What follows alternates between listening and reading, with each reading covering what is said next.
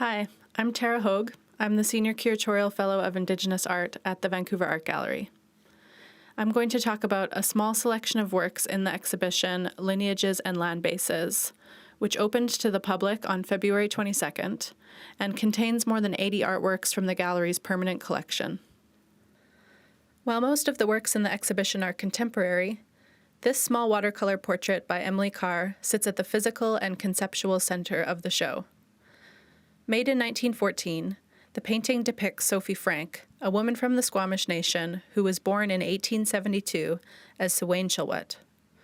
Carr herself was born in 1871, so the two women were close contemporaries, and they met in Vancouver in 1907 when Frank knocked on the door of Carr's home, offering her baskets for barter or sale.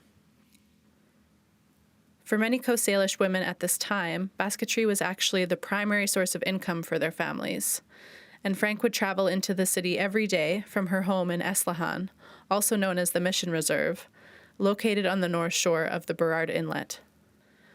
Carr and Frank had a friendship that lasted for more than 30 years, which is known to us today through Carr's own writings, through a series of letters that Frank wrote to Carr, and through the oral history of their relationship, which has been passed down by Frank's descendants.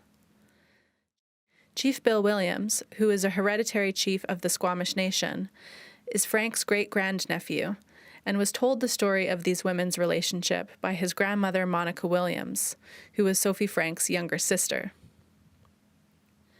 What you're seeing here are 4 of Carr's late landscape paintings, which were made in oil on paper after 1934. These have been put into dialogue with 3 baskets made by women from the Squamish Nation. The central basket is by Sophie Frank, the basket on the right is by her sister Monica, and the one on the left is by another woman from that community named Marianne August. While the connection between these paintings and baskets may not be immediately apparent, the art historian Christina Huneau argues that there is a sense in which the better-known artists' heavily metaphorical depictions of trees find a literal counterpart in the basket's coiled arboreal fibers. Huneau connects Carr's desire for oneness with the natural world to the web of relatedness that Salish basket makers participate in, which entwines land, spirit, and skilled creative practice together. Huneau suggests that, for Carr, the chief insight, and it was one she only fitfully attained, came in the moments when she was able to shift from longing for some nameless thing that the woods contained, to recognizing the ways in which she was always already connected to the world. Huneau's comparison, which is found in her book, I'm Not Myself at All, Women, Art, and Subjectivity in Canada, highlights how these women's lives were intimately connected, yet whose experiences and creative outputs were differently shaped, both by their respective worldviews and by the pressures of colonization. In looking closely at these baskets and paintings, we can learn something about how these women saw themselves in relation to the world around them, including how ideas of personhood can extend beyond the human to the plants, animals, and other living beings that make up the natural world. Here you see, from left to right, artworks by Jeff Wall, Karin Bubaš, and Liz Magor. A common theme between these 3 works is the relationship between the human and nature. Although this is approached quite differently in each case, in looking at these works, we can find parallels to the ideas of self and personhood that are similarly raised by the comparison of Carr's landscape paintings and Frank's baskets. In Jeff Wall's lightbox image, Pine on the Corner, from 1990, the figure of the human is not directly represented, but is nevertheless present. The lone tree towers over a typical East Vancouver residential neighborhood, and in its singularity, both represents the way in which the landscape has been transformed over time, as well as being what the artist has described as, quote, the great ancient symbol of the mortal individual, rooted in the totality of nature, yet suffering its solitary destiny.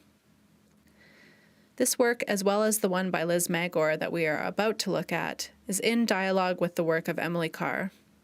In particular, Wall's image references Carr's well-known painting, Scorned as Timber, Beloved of the Sky, from 1935, which also depicts a lone tree. In Woman with Scorched Redwood by Karin Bubaš, you see a very well-dressed woman wearing dark clothing and a wide-brimmed hat. She looks away from the camera, facing an immense redwood tree that has blackened scorch marks from a fire. The image is somewhat contemplative, somber, and ambiguous. There is a kind of tension in the space between this woman and this tree that might lead us to question what the nature of the relationship between these two figures is.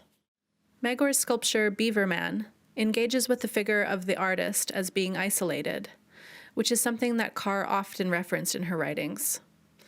This work was not originally conceived in this way when Magor first created it in 1977, but it was recreated in 2010 with this in mind for the exhibition In Dialogue with Carr, Douglas Copeland, Evan Lee, Liz Magor, and Marianne Nicholson.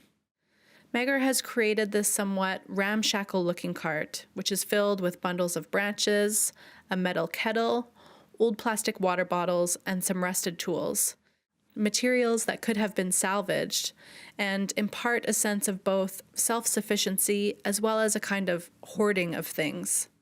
You can't see it in this image, but the back of the cart has a small door that opens into a very small sleeping quarters, which contains a pillow and one of those gray wool camp blankets that you can find at places like Army and Navy. So with this sculpture, Megara creates the imagined image of a person who is going it alone or who is pioneering out in nature.